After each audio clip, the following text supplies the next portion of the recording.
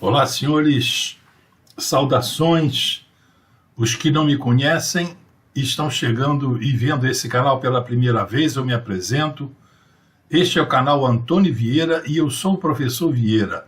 E o propósito deste canal é colaborar com a formação profissional de todos aqueles que tiveram ou têm a topografia em seus currículos. Nesta aula de hoje, que será longa, tratarei da aplicação da topografia na construção de barragens. Abordarei o assunto segundo a minha experiência de engenheiro e professor em faculdades de engenharia civil e cartográfica. Durante a minha atuação no magistério, minhas aulas não se resumiam a treinar os alunos a seguirem receitas de bolo para terem sucesso na operação dos softwares embarcados nos aparelhos topográficos ou fotogramétricos. Eu sempre os preparei para que conhecessem os princípios e a aplicação da ciência no nível mais profundo e adequado à profissão deles. Vejam esse vídeo até o final, aonde farei um resumo que os ajudará na aplicação da topografia em barragens. Talvez um dia vocês estejam diante de um problema como esse e se tiverem acompanhado o noticiário nesses últimos tempos, né, vocês devem ter visto que tem barragens que desmoronaram e mataram muitas vidas. Então, creio que este vídeo vai ser muito útil. Então, vamos a ele. A motivação desta aula, né?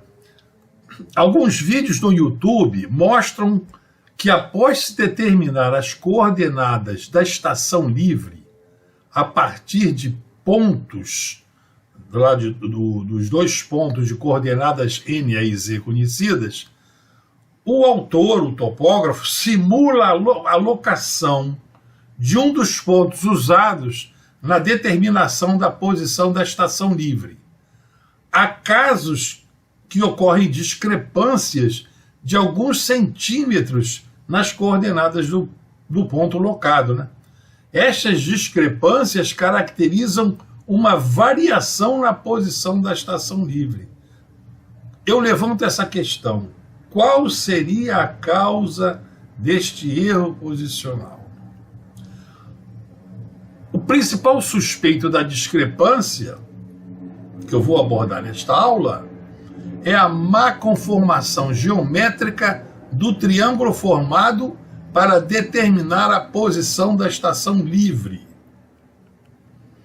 Aqui está um exemplo que eu vi na vida real nesses vídeos do YouTube. Nós vemos aqui na tela aqui o ponto da estação livre.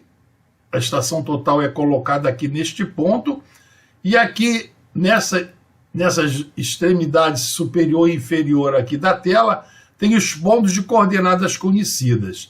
Então a estação livre ela pode ter uma liberdade de se estacionar, né, de estar em qualquer posição aqui, e na posição que ela ficar, será medida então as distâncias para estes dois pontos fixos do terreno e de coordenadas conhecidas.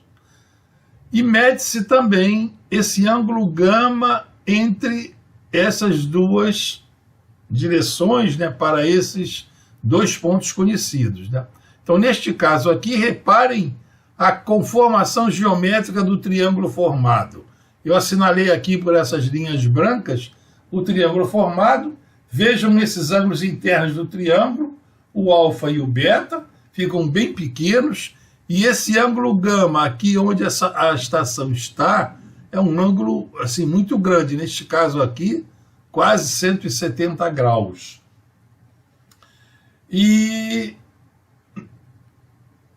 como eu acho que deveria ser feito um trabalho como esse para se determinar a posição dessa estação livre. Eu estou supondo que vocês já viram vídeos anteriores, sabem o conceito do método da estação livre, então eu estou partindo daí em diante. Quem tem dúvida, por favor, vejam vídeos anteriores.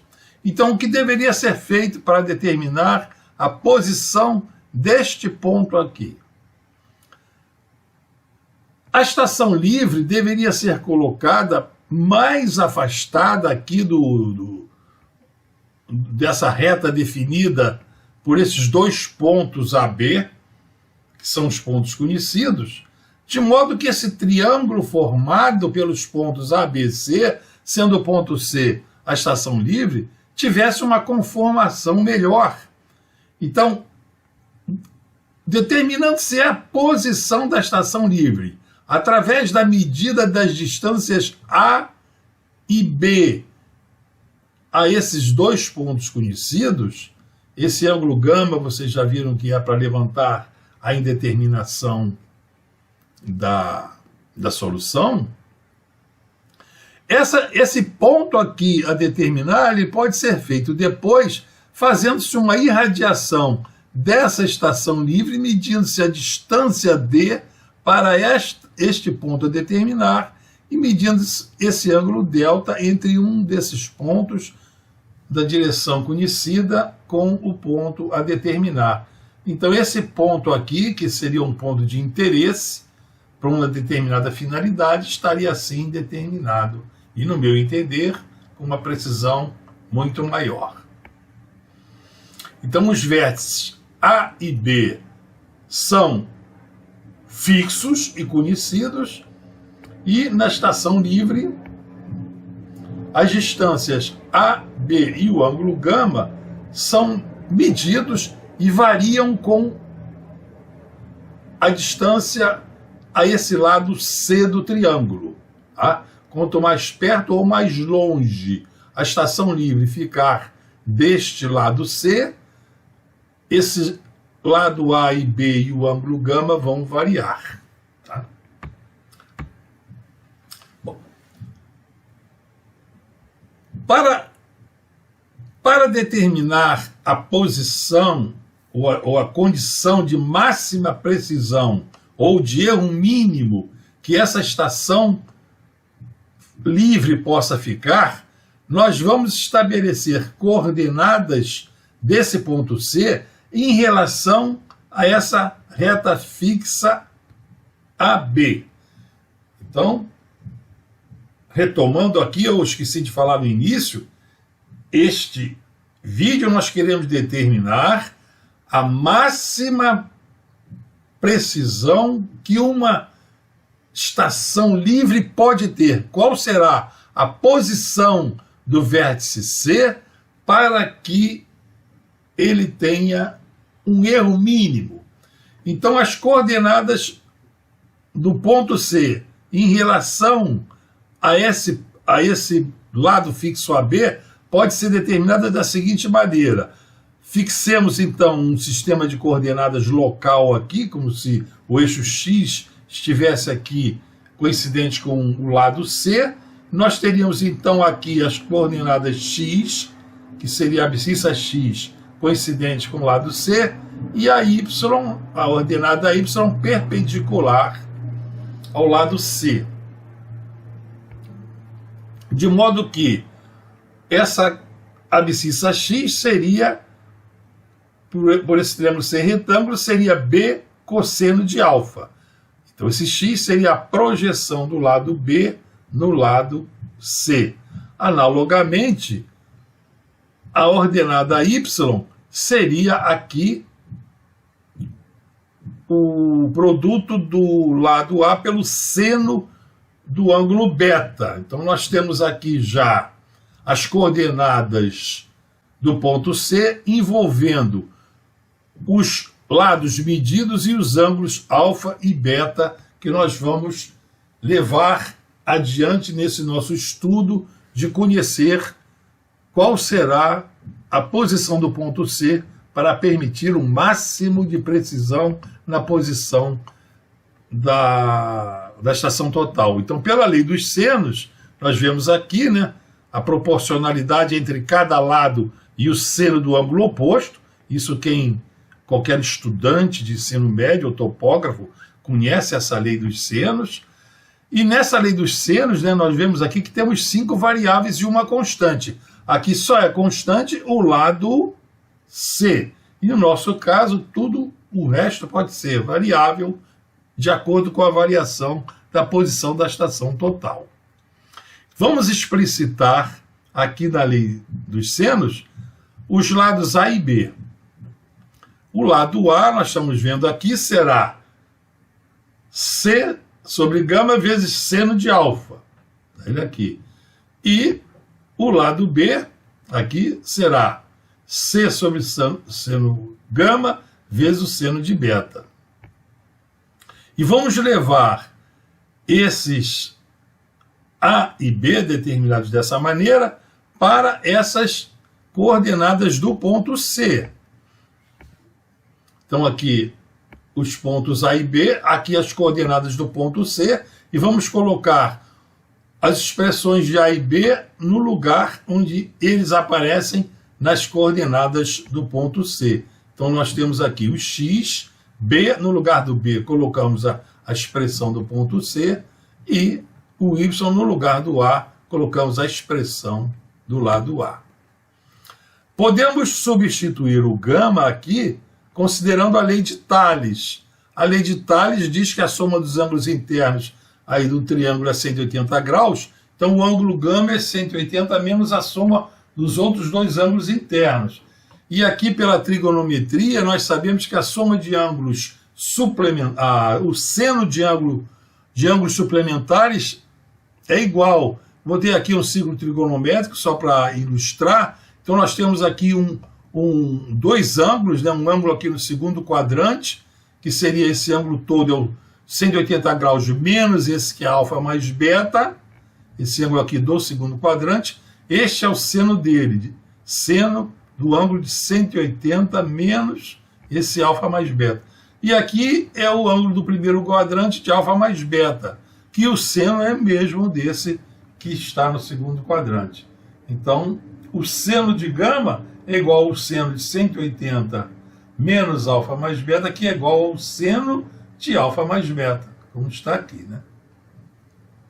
Então, vamos colocar o seno de alfa mais beta onde estaria o seno de gama na expressão. Então, as coordenadas da estação livre são funções de duas variáveis independentes. O x ficou sendo, então, função só de alfa e beta, que o c é constante, é o lado fixo. A mesma coisa o y, uma função só de alfa e beta. O erro médio quadrático ou variância do ponto C, essas são as coordenadas, né, do ponto C, a variância dele, isso aqui é da estatística, da teoria dos erros, é dada pela soma das variâncias das coordenadas que compõem esse ponto C. Então, sigma, essa é a letra grega, sigma de x ao quadrado mais sigma de y ao quadrado vai dar a variância do ponto C. Então, pela lei de propagação da variâncias covariâncias, numa expressão aqui, por exemplo, de x, a variância dessa coordenada x será dada pela lei de propagação das variâncias covariâncias. Aqui essa letra grega é chamada de Ronde, então seria a derivada parcial, a taxa de variação do x quando o alfa varia ao quadrado, vezes a variância, né, a incerteza da medida do ângulo alfa ao quadrado, a sua variância, mais a derivada parcial do x em relação ao beta, quando o ângulo beta varia ao quadrado, vezes a variância de b ao quadrado, mais a covariância de A em relação a B. Mas essas duas variáveis, A e B, são independentes. Se vocês olharem no triângulo, vocês podem variar o ângulo alfa do triângulo e o ângulo beta fica lá como está não mexe em nada, vai só mudar o valor do ângulo gama. Então, são independentes. Por serem variáveis independentes, a covariância é nula entre essas duas grandezas, entre essas duas variáveis, né? Então, a lei de covariância fica sendo assim, dada dessa maneira. Analogamente, a covariância do y seria essa propagação das variâncias lá na expressão da coordenada y, como eu já expliquei em relação ao x. Então, a seguir, vamos calcular as derivadas parciais indicadas. Todas essas derivadas estão aqui com a letra de onde nós vamos calculá-las, porque nós vamos fazer um estudo de máximos e mínimos da função que determina a posição da estação total. E as condições de máximo ou mínimo de uma função precisam que se determine as suas derivadas parciais, e vamos já adiante ver como e por quê. Então, o cálculo das derivadas parciais, nós temos aqui a função que dá as coordenadas de x, e vamos lembrar o seguinte: nós estamos vendo aqui nessa função que nós temos uma fração, né? Numerador, denominador, em que o numerador temos uma função e no denominador outra função, e o c é constante. A constante não interfere, não se altera na derivação. Vamos nos preocupar só com a função do numerador e a função do denominador. Então vamos dizer que temos aqui uma função y igual a u sobre v. A derivada dessa função, o y' é a seguinte, olha, será o denominador ao quadrado, denominador vezes a derivada, essa linha aqui é a notação de derivada do numerador, menos o contrário, menos a derivada do numerador pelo valor da função u. Então isso daqui é lá em cálculo 1. Então essa aula será proveitosa para aqueles estudantes que já tiverem tido cálculo 1 na faculdade. Vocês vão ver uma aplicação. Depois vocês coloquem aí nesses comentários como é que vocês vão ver o desenvolvimento desta aula e como é que vocês tiveram essa matéria de cálculo 1 lá no básico da engenharia, para ver se realmente foi ensinado assim, para vocês saberem o que estavam fazendo e para que aquilo estava sendo feito. Então, fazendo aqui essa derivada, eu tirei aqui, simplifiquei, dividi tudo pela constante c, que ele não vai se alterar. Então, nós temos aqui o v é o seno de alfa mais beta, é o v, né? Então, vai ser seno ao quadrado de alfa mais beta. V, que é o seno alfa mais beta, vezes a derivada de u, o u é o seno beta cosseno alfa, vezes a derivada dele, menos o contrário, menos a derivada do v, que é seno de alfa mais beta, vezes esse u, a derivada de u. Então, fazendo aqui as derivadas, nós temos o seguinte: seno de alfa mais beta, estou derivando em relação a alfa, então considero o beta constante, ele não se altera. Então, seno de beta não se altera.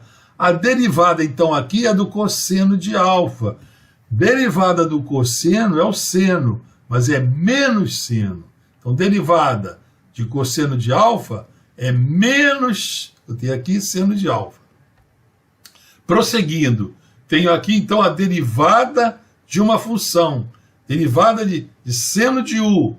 Então, a derivada de seno de u vai ser cosseno de u, esse é com alfa mais beta como se fosse uma função. É o cosseno dessa função vezes a derivada da variável. A variável aqui é alfa mais beta. O alfa é constante, então é só derivada de beta. Derivada de beta é 1. Então vai ser cosseno de alfa mais beta. Vezes, no caso, a derivada aqui do u é o seno de beta. Está aqui seno beta cosseno alfa, tá? Entenderam direitinho essa derivada? Depois com calma vocês examinem. Então, colocando menos seno de beta em evidência, eu coloquei aqui em vermelho, eu vou colocá-lo em evidência. Colocando aqui em evidência e trazendo aqui para o primeiro membro, eu fiquei com essa expressão aqui, reparem no numerador.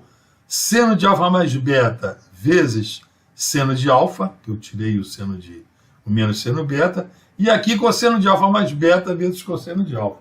Então aqui eu vou mostrar uma identidade trigonométrica a vocês, que vai ser muito aplicada durante essa aula.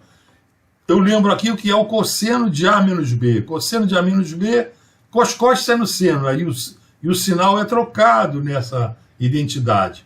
Então é cosseno A, cosseno B, mais seno A, seno B. Tá? Então vamos fazer aqui o A, no caso aqui, o A sendo alfa mais beta, e o B sendo o alfa. Então nós ficaríamos aqui, cosseno do A, que é alfa mais beta, menos o B, que é o alfa. Então ficaria cosseno alfa mais beta, cosseno alfa, mais, trocando o sinal, né? Seno do alfa mais beta, seno de A. Tá? Então reparem aqui que esse segundo membro aqui ficou sendo esse aqui, cosseno de alfa mais beta menos cosseno A.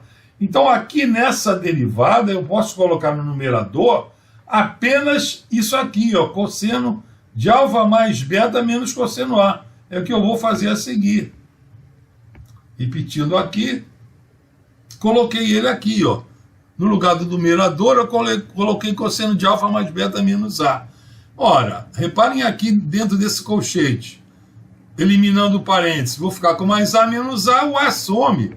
Então eu vou ficar apenas com cosseno de beta, porque o A sumiu. Então aqui a minha derivada parcial de x em relação a alfa já vai ser menos o C, já vou multiplicar o seno de beta lá, vai ser menos seno de beta, cosseno de beta, por seno ao quadrado de alfa mais beta. Já tenho aqui a minha primeira derivada que eu precisarei para meu estudo de máximos e mínimos. De um modo semelhante, nós teremos o derrom de x, derrom de beta. Então, continue tendo em mente essa regra de derivação do quociente entre funções. Tá? Então, derivando agora em relação a beta. O alfa agora é que é constante.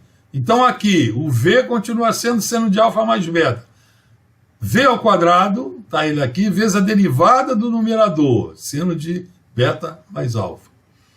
Menos o contrário, né? Menos a derivada do denominador, vezes a função que está no numerador.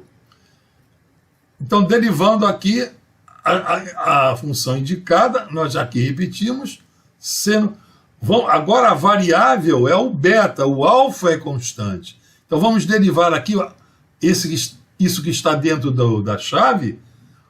O cosseno alfa é constante, ele não se altera na derivação, então só vai ser derivado o seno de beta. Derivada do seno é o cosseno de beta, está ele aqui, onde o meu cursor está passando, cosseno de beta. E aqui vamos derivar o que está aqui. Então é seno de uma função aqui. Derivada aqui vai dar o cosseno dessa função vezes, como se fosse seno de U, o é o que está aqui. Então a derivada que está aqui, cosseno de alfa mais beta, vezes seno beta, cosseno A, porque o beta vai dar 1. Está aqui. É a mesma coisa aqui, iluminei o cosseno de alfa, porque eu vou colocá-lo em evidência. Colocando ele em evidência, eu vou ficar novamente com esse numerador aqui indicando aquela identidade trigonométrica, né? Seno de A menos B, ó. Só que agora o A é o alfa mais beta e o B é aqui, o menos beta. E agora é o seno de A menos B. O seno de A menos B é seno A cosseno B. O sinal permanece, cosseno A, cosseno B. Então eu coloco aqui seno de A, cosseno de B, que no caso é o beta, menos cosseno de A, que é o alfa mais beta, vezes seno de B. A mesma coisa que usamos no passado, né? na lâmina passada. Então vamos colocar no lugar aqui do numerador esse primeiro membro aqui dessa identidade. Vamos colocar seno de alfa mais beta. É um artifíciozinho muito interessante. Então vamos repetir. Colocamos aqui no lugar do numerador esse seno de alfa mais beta menos beta. Esse menos beta, esse mais beta caiu com menos beta. Então ficou seno alfa pelo seno ao quadrado de alfa mais beta. E aqui nós vamos então tirar o d RON de x, d RON de beta, né? Tá? Aqui no numerador ficou o que está aqui depois de cancelar o beta. Então, multiplicando aqui por c cosseno alfa, poria c cosseno alfa, por seno ao quadrado de alfa mais beta, né? Então, analogamente, nós chegaríamos às outras expressões, né? Aquelas expressões do x, do y em relação a alfa e beta. Eu não vou colocar aqui, vocês depois, para treinar, os estudantes podem treinar isso, que é um bom exercício de trigonometria, de derivada. Isso é muito bom para o estudante fazer. Eu aconselho que façam para ir recordando. Então vocês vão chegar a essas expressões aqui, dessas derivadas parciais do x e y em relação a alfa e beta. Então a variância da estação livre, essa estação livre é o ponto C. A variação da posição desse ponto, a variação dele é o seguinte. Então, indicando por sigma de x, o desvio padrão de x, sigma de y, o de y, e com sigma de alfa e sigma de beta, os desvios padrões dos ângulos alfa e beta, o desvio padrão do ponto C, que indicaremos por sigma de C. Então, com essas indicações, a variância, que é o quadrado do desvio padrão, vai ter essa expressão aqui. A variância de C, a variância de x, mais variância de y. E nós já temos todas essas variâncias aqui, substituindo as expressões das variâncias de C.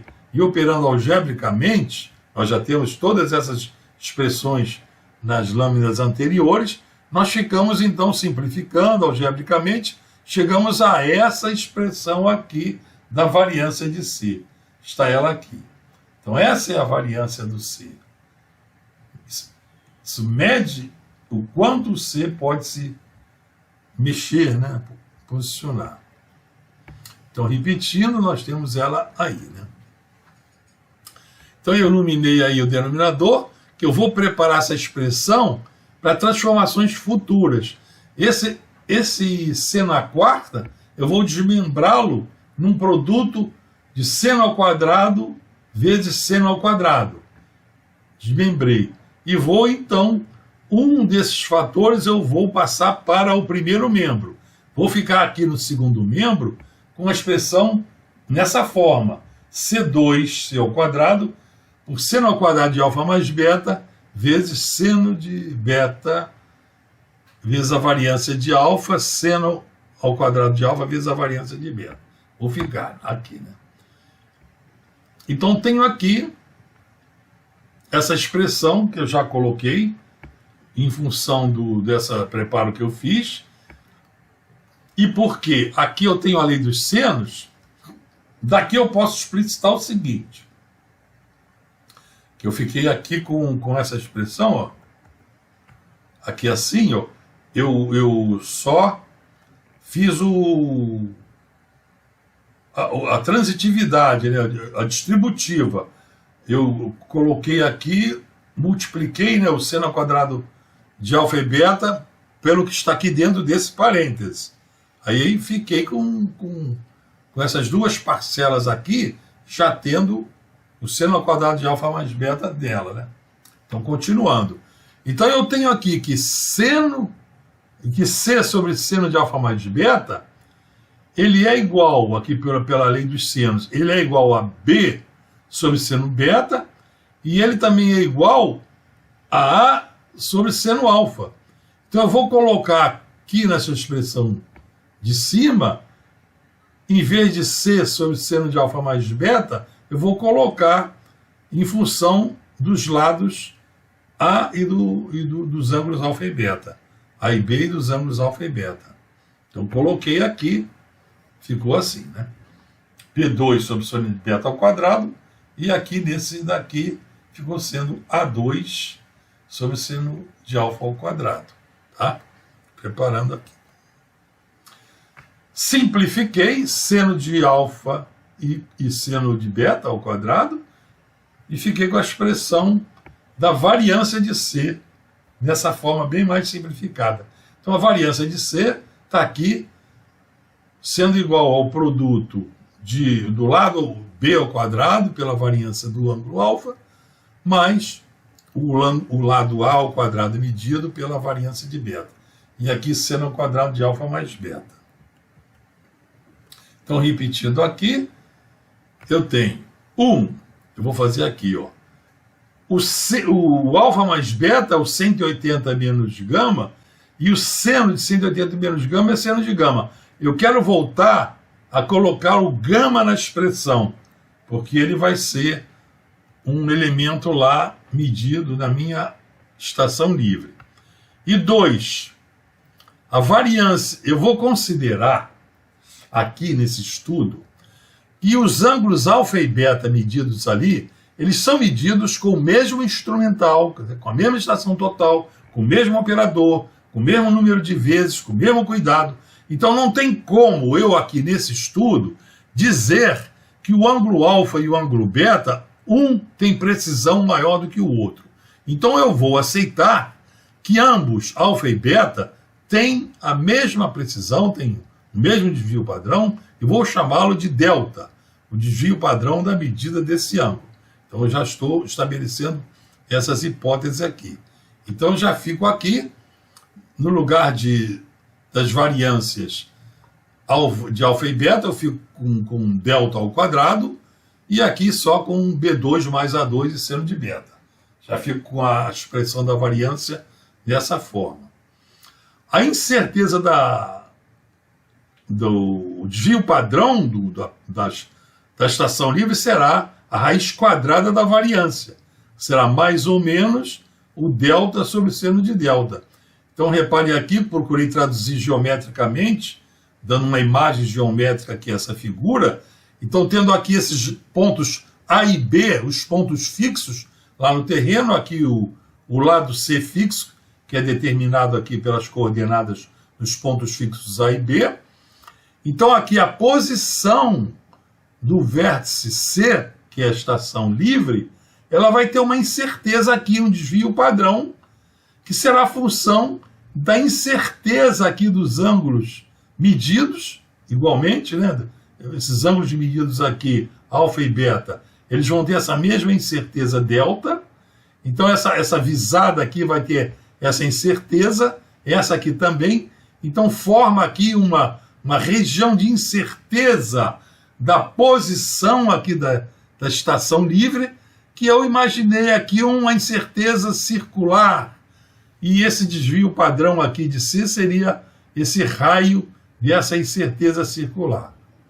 Então, eu quero determinar qual será a posição dessa estação livre, de modo que esse desvio padrão seja mínimo.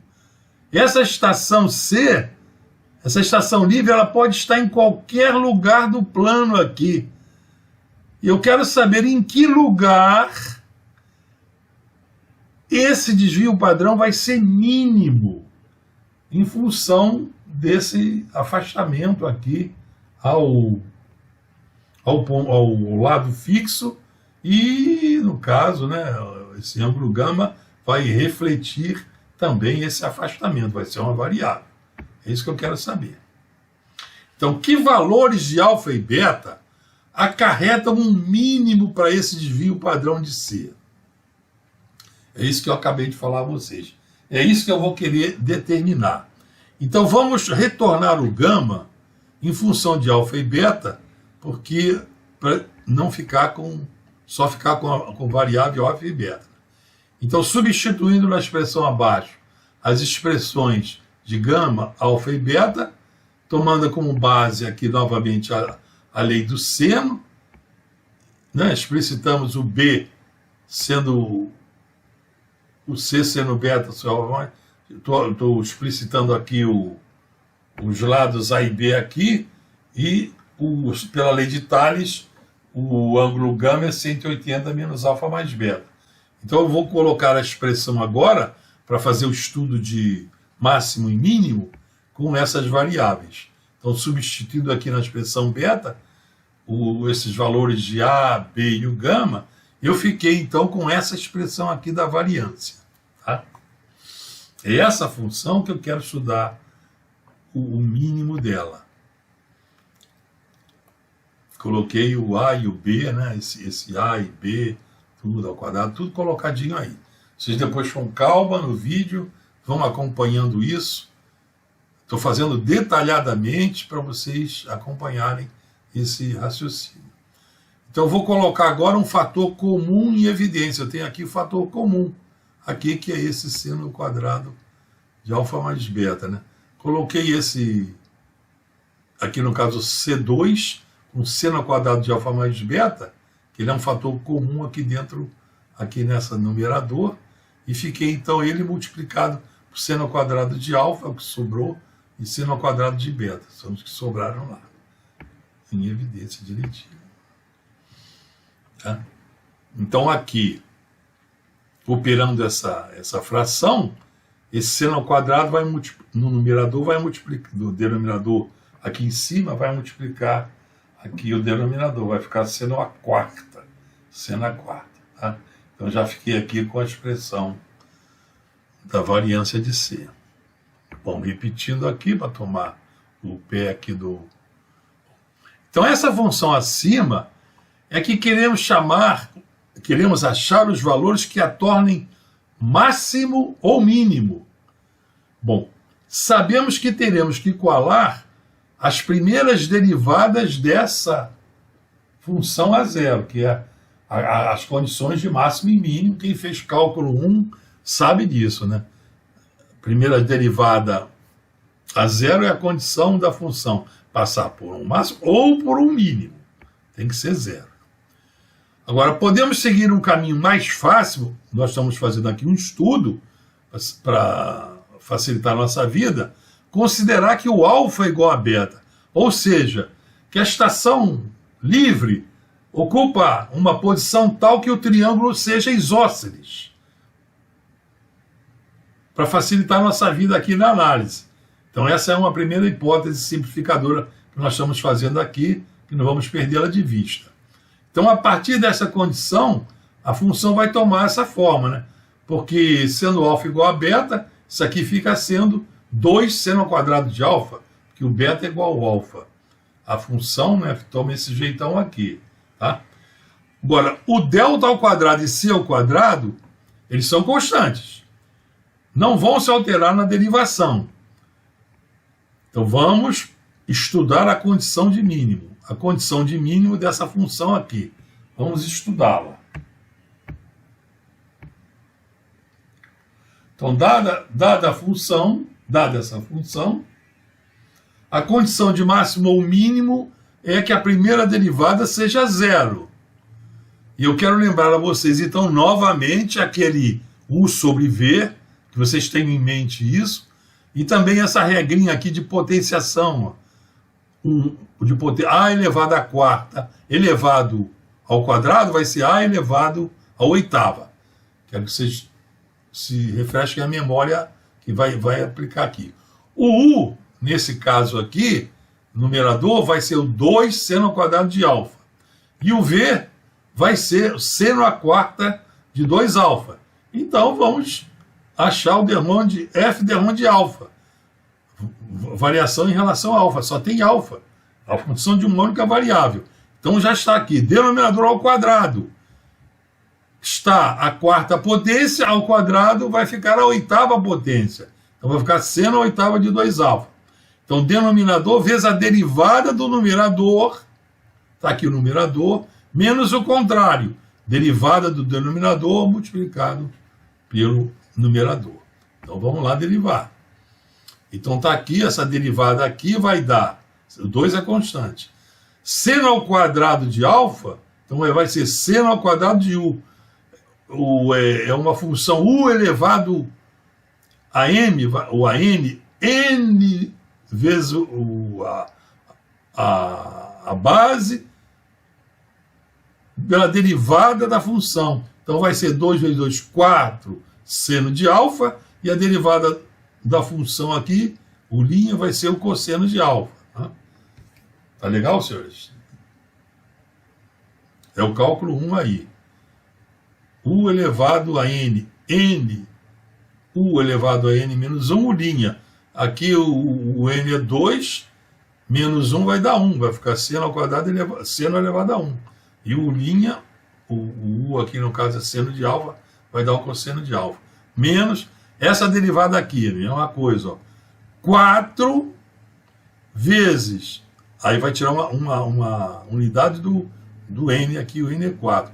4 seno ao cubo, no caso de u, vezes essa derivada de seno de 2α, que é cosseno de 2α, e ainda tem a derivada do 2α, que é 2, tá?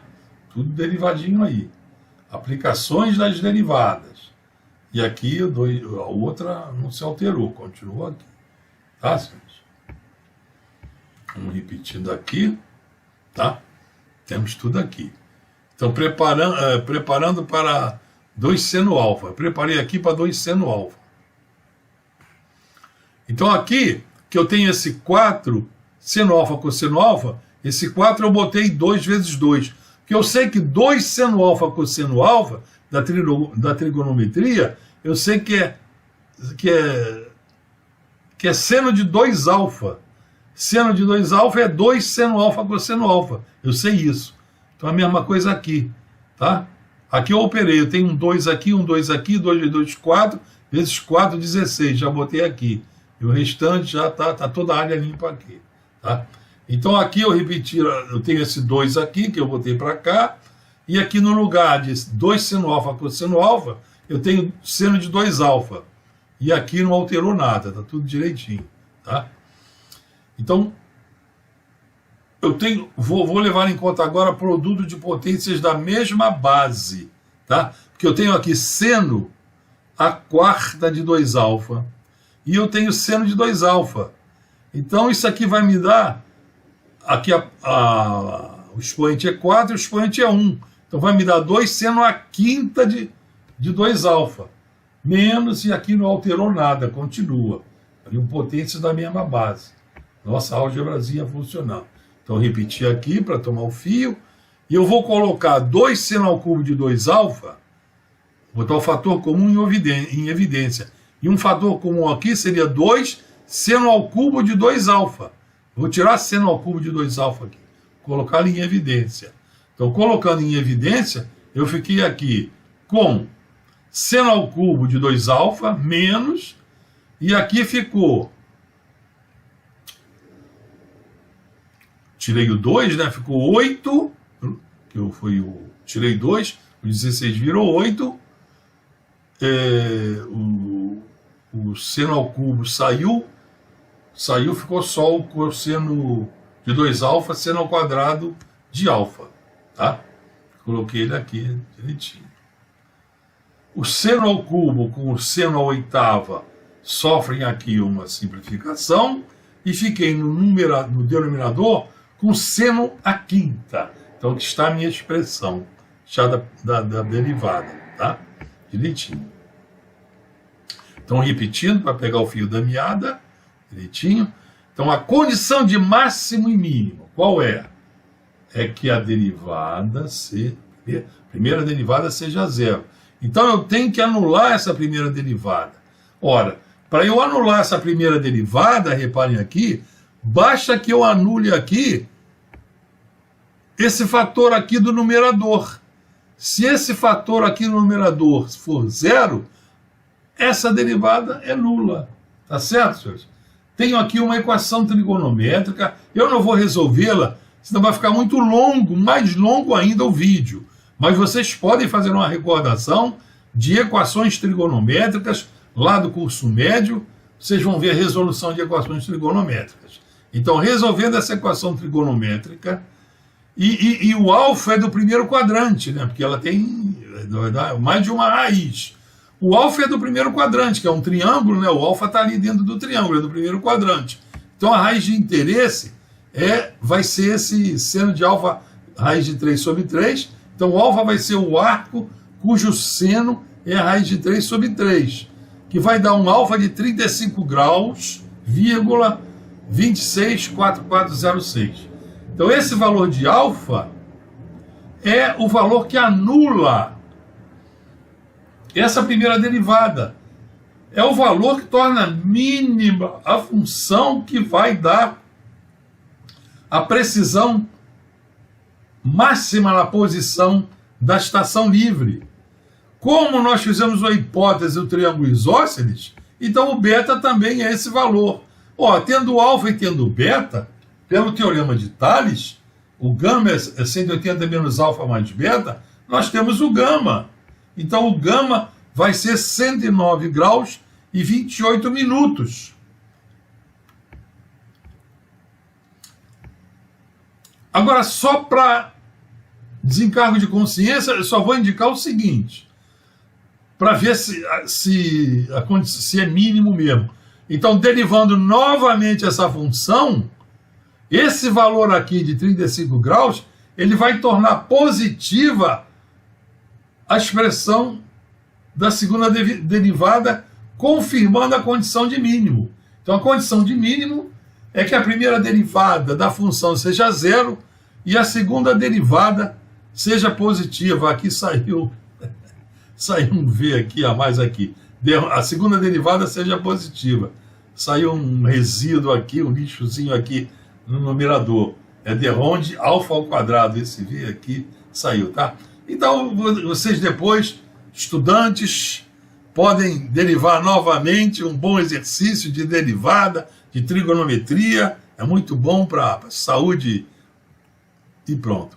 Então, vou fazer um resumo final agora, que eu quero dar essa contribuição para vocês. Vocês podem pegar um serviço para monitorar a deformação de uma barragem. Quantas barragens aí a gente tem visto que estão ruindo, né? Que merecem um controle de deformação, e vocês, com esse resuminho aqui, vocês vão ter condições de fazer esse estudo, esse controle na deformação da barragem, para saber se ela está em vias de desmoronar, de romper ou não. Então vamos lá, um resuminho aqui. Então, primeiramente, nós temos que construir uma rede geodésica com marcos de concreto incrustados nas rochas, afastados da barragem, com dispositivos de centragem forçada. Eu vou voltar essa tela e eu vou pegar a imagem. Eu vou pegar a imagem rapidinho aqui no final, só para vocês terem a imagem em mente. Então nós temos aqui a imagem em mente. Nós temos aqui a barragem. Está aqui a barragem que vai ser controlada, tá? Depois eu vou fazer aquele resuminho. Então a barragem está construída e tem que se controlar a deformação dela. Então o que vai ter que ser feito? Temos aqui o terreno todo. Vocês vão precisar fazer uma rede geodésica sobre aqui o terreno, de tal maneira que os marcos fiquem afastados da zona de deformação da barragem. Será um terreno geologicamente assim fixo, porque senão essa barragem pode estar sendo deformada, essa força aqui gigantesca pode estar deformando a barragem e levando todo o terreno junto. Então os marcos podem estar sendo deformados também, arrastados também. Então, se estiver determinando a posição dos pontos aqui na barragem, determinar suas coordenadas em relação a esses marcos, mas os marcos também estão sendo afastados, não vai se detectar a deformação da barragem porque está tudo se movendo. Então vocês têm que, junto com geólogos, junto com o mapa geológico da região, botar a rede geodésica, os marcos de concreto incrustados no chão, com dispositivos de centragem forçada, formar uma rede geodésica afastadas aqui da barragem, para que se a barragem se deformar, eles não estejam sendo deformados, eles possam detectar a deformação da barragem, né? Então, desses marcos aqui, lá longe que estão, a estação livre vai ser determinada. Essa é a estação livre. Ela vai ser determinada a partir dessa rede geodésica que vocês vão ter que montar aqui afastados. Os pontos A, B, D, E. Esses pontos A, B, foi esses que eu fiz o estudo ainda há pouco. A, B e aqui a estação C, que seria a estação livre. Depois a estação livre, ela vai ser determinada com o máximo de precisão. Então vai ser tal que ela fique numa posição milimetricamente exata, correta. O algarismo vai variar de poucos milímetros, praticamente 1 milímetro não se deforma, para determinar as deformações lá da barragem, também muito pequenas. Agora, essa posição da estação livre aqui, ela atende a essa condição dela formar uma figura bem conformada. Está aqui os ângulos gama, esse ângulo gama perto de 109 graus, para que ela tenha a precisão máxima, quer dizer, a variância mínima, e depois dessa estação livre, vai se irradiar com a estação total, coordenadas aqui para um marco de concreto. Esse marco de concreto eu coloquei ele aqui, ó. Vamos fazer um marco de concreto, 1,20 m de altura, com dispositivo de centragem forçada. Então esse marco de concreto ele é escolhido de tal ponto, de tal maneira que ele fique o mais frontal possível ao paramento da barragem. O paramento da barragem é essa região aqui.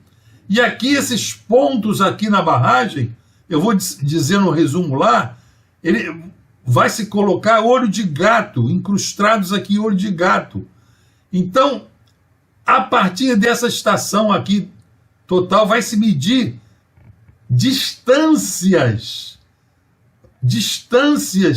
e ângulo aqui, vai se determinar posição, transportar as coordenadas para esses pontos do paramento da barragem em várias épocas durante o ano.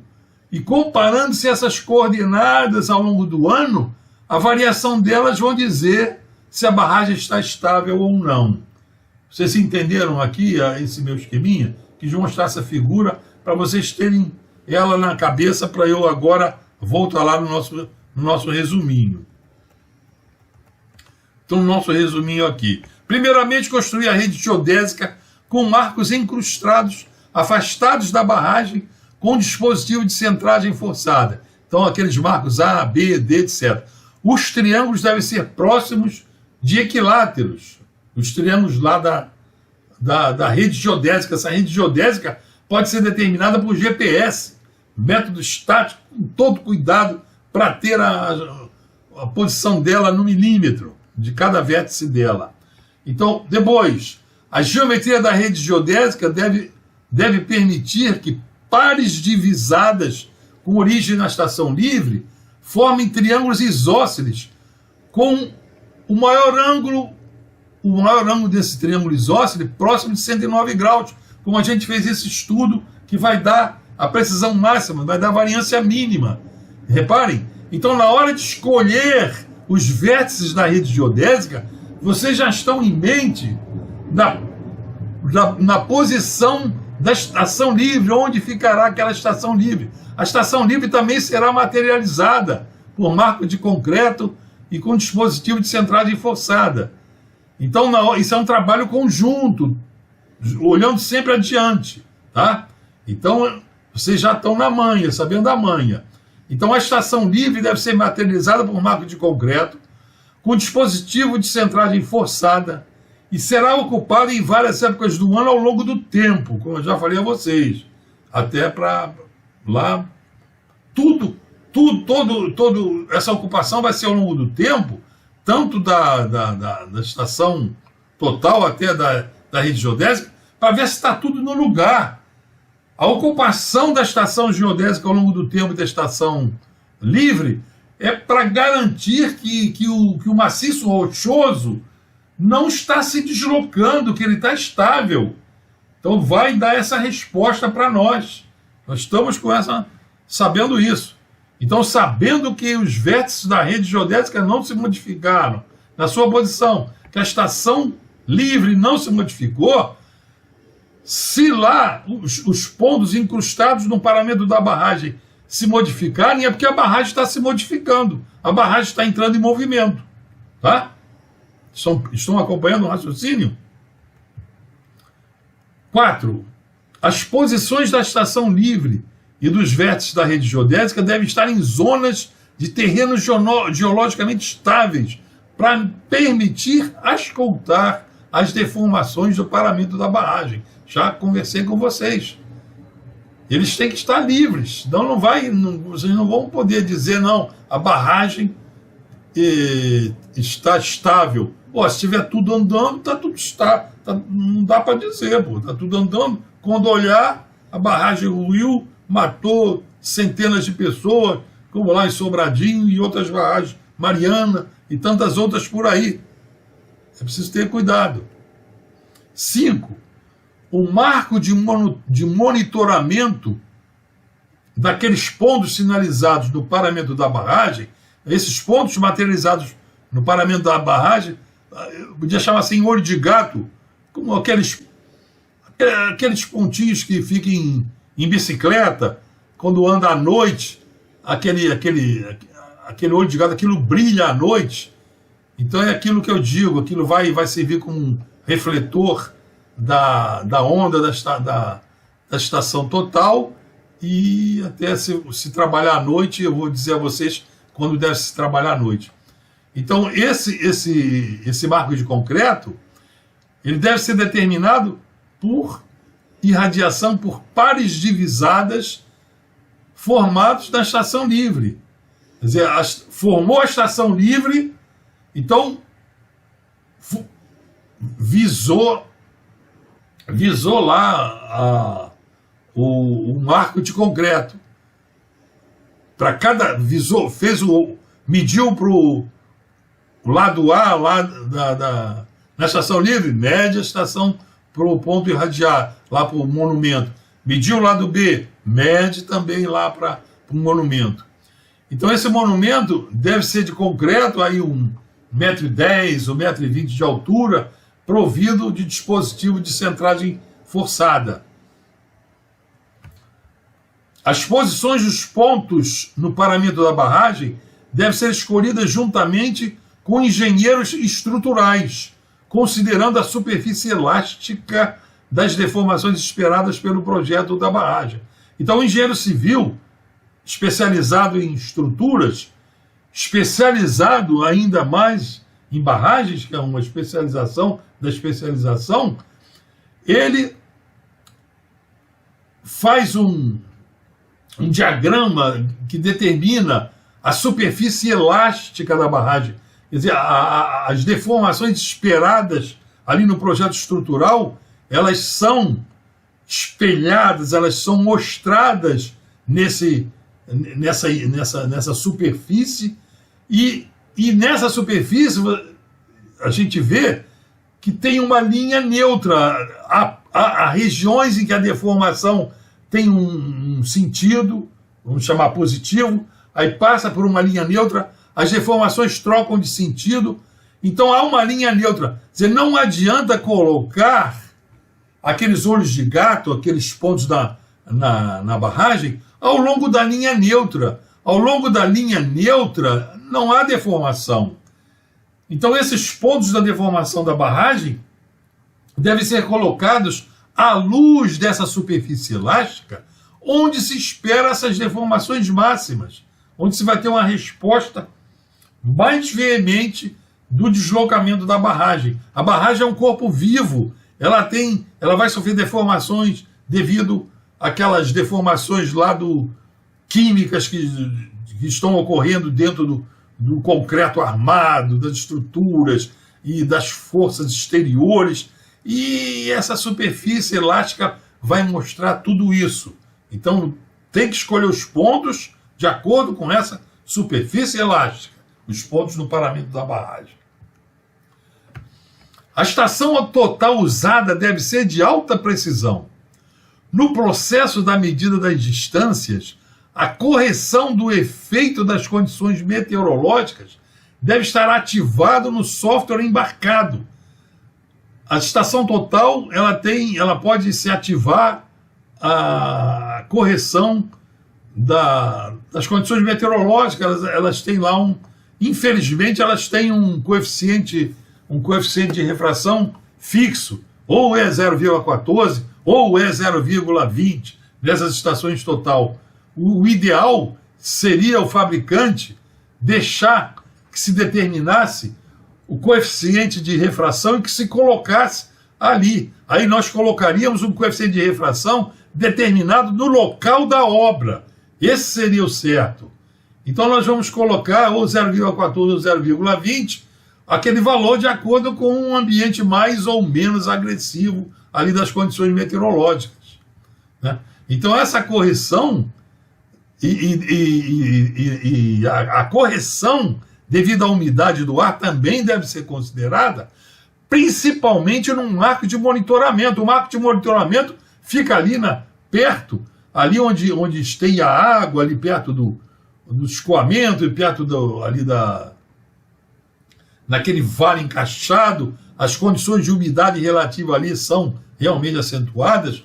Então a variação daquelas distâncias medidas com a estação total tem que levar em conta essa correção devido à umidade relativa. Então isso tem o engenheiro agrimensor ou o engenheiro cartógrafo tem que estar atento a isso, tá? Isso daí é um trabalho de alta precisão. E em condições atmosféricas extremas, o trabalho pode ser feito à noite. Então à noite a atmosfera está mais estabilizada, está mais calma. Então tudo isso que eu falei a vocês pode ser feito à noite. Eu já fiz trabalhos à noite. Então, nesses marcos de concreto, com dispositivo de centragem forçada, colocam-se sinais luminosos e mede-se a rede geodésica com esses sinais luminosos. Determina-se essa estação livre, determina-se esse marco de monitoramento, tudo à noite com sinais luminosos. E lá, determinação nessas épocas de controle de deformação, visadas sobre esses olhos de gato, à noite eles brilham. Então vai ser um trabalho mesmo criterioso, de alta precisão, em que vocês poderão depois dormir à vontade, que não vai ter morte nenhuma. Isto é engenharia cartográfica de agrimensura. Bom, senhores, está aqui de novo nosso lugar de trabalho. Espero que vocês tenham entendido o que eu passei. Deixem comentários, aproveitem para comentar e compartilhar com seus colegas essa questão do estudo do máximo e mínimo, se vocês viram isso aplicado na profissão de vocês, ou se o professor do básico fazia aquilo para queimar o programa, para cumprir o programa, e vocês ficavam, e onde é que eu vou usar isso? Entenderam, senhores? Eu estou aqui dando o meu melhor, fazendo esse trabalho voluntário para que vocês tenham a melhor formação profissional. Muito obrigado por terem assistido essa aula. Façam os comentários, inscrevam-se, compartilhem a aula com outros estudantes, com topógrafos, com engenheiros. Eu creio que esta aula vai ser muito útil e vai, modéstia à parte, salvar muitas vidas. Até a vista, pessoal!